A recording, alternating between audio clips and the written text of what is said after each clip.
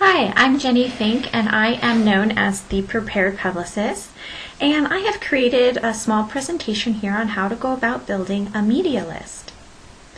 In this presentation, we're going to talk about what is a media list, why you need one, and how to build one. The definition of a media list is that it's a list that has a variety of media sources who cover a specific industry and who you plan to pitch. And I always think a media list is a bit of a misnomer. It should be called a pitch list, and that's because a media list not only includes reporters and journalists, but it also can include bloggers, producers, authors, and other influential people. So it's basically a pitch list, not just members of the media on your media list. And a good media list should include a media professional's name, phone number, email, special notes about them, and an address if you plan to give them samples or whatnot. And this is an example of what a media list could look like. This is one that I've created for pet magazines, national and regional. And here you can see I have the name of the magazine, the reporter, their contact details, and some notes that I've taken on them as well. Why you need a media list? Well, a media list defines who you're going to pitch. It helps you focus your PR campaigns, and it is really an invaluable tool to have if you want to work quickly to launch a product. And think about this, once you have built your media list, you have it forever to distribute information and pitches to. So let's talk a little bit about how you can create a media list. And there are 3 ways that you can go about doing it. And the first way is through personal research. And this is where you do some more labor-intensive activities to put your list together. You do online searches, you read different magazines and newspapers to figure out what reporters are covering what.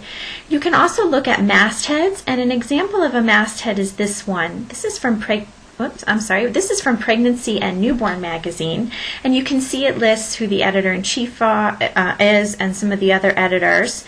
And you can usually find the masthead inside a magazine, like within 5 to 10 pages of the magazine you would find that.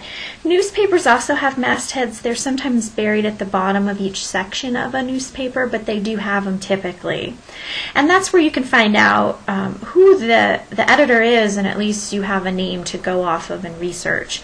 You can also watch bylines. So a byline is the author of an article. So if you're reading an article in a paper and you notice they're talking about something that is related to what you're promoting, then you can jot down their name and start, researching if they belong on your media list or not. And you can also start calling stations, and this is pretty much the way to build a media list that involves television. If you want to find out who the producer is for a morning show and who's in charge of booking guests for Fox News in the morning, then you may need to call the station and try to track down some names and contact information.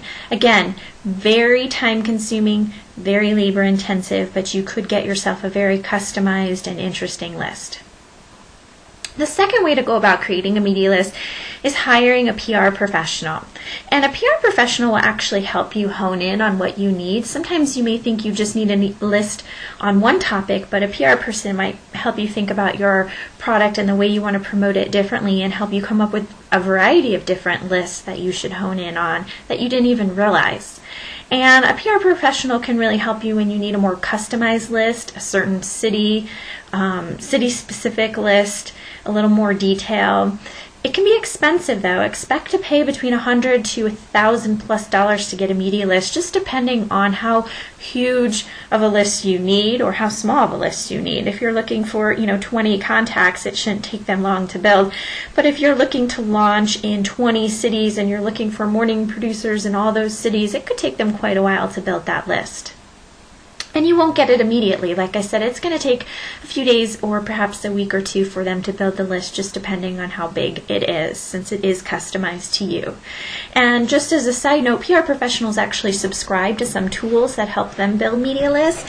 Those are called Decision Point and Focus. Their annual subscriptions are $3,000 and up, so not really a cost-effective way for someone doing their own PR in one single industry to go about building a media list, but that's where you can use the services of a PR professional to help you do that. And the third way to build a media list, and perhaps the most cost-effective way to do it, is by using a website called handleyourownpr.com. And this is a great website. It has ready-made media lists available for immediate download. So if you are doing business in a more common field, then it's likely you would find a media list ready-made for you to go ahead and work off of. So if you're launching a beauty product and you want to know the beauty editors at the top women's magazines in the country, that's a pretty basic list. You will find that at Handle Your Own PR. But there are a limited amount of media lists available. There's new ones being added all the time though, so just check often, or you can even request one, and if it's popular enough, they may build it for you and sell it to you at the low cost rate that they sell their media lists at. And it's just a very inexpensive and cost-effective way to get started with your do-it-yourself PR efforts. So just a couple of tips about using media lists effectively.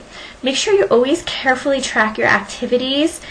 You know, if you've called a reporter or you've emailed them, on what date, what did they say, keep track of all those notes so that if you ever go back to that reporter years later, you remember what your discussions were with him or her. And I always keep my notes in an Excel format. It's very easy to update and keep track of.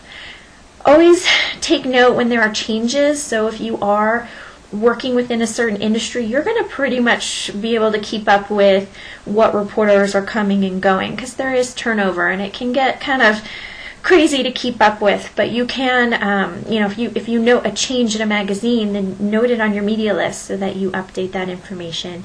I also suggest that you only pitch one source per publication at a time. So you may have 3 reporters covering real estate at one magazine. Well, pick the one that you think is the best one that complements you the most and pitch them first before you go to the others. You don't want to pitch them all the same idea, because they do talk and they do compare notes. And remember, once you build this media list or buy a media list, it's yours to keep. So you want to keep it up to date. You can use that list to distribute your news and your pitches to over and over and over again. So thanks again for listening to How to Build a Media List. And if you have more questions for me, you can come to my website at thepreparedpublicist.com, and I'd be happy to answer any of your questions. And I also recommend that you visit handleyourownpr.com and look at what ready-made media lists are available, because you might be able to save yourself quite a bit of time. Thanks again, and good luck with your do-it-yourself PR efforts.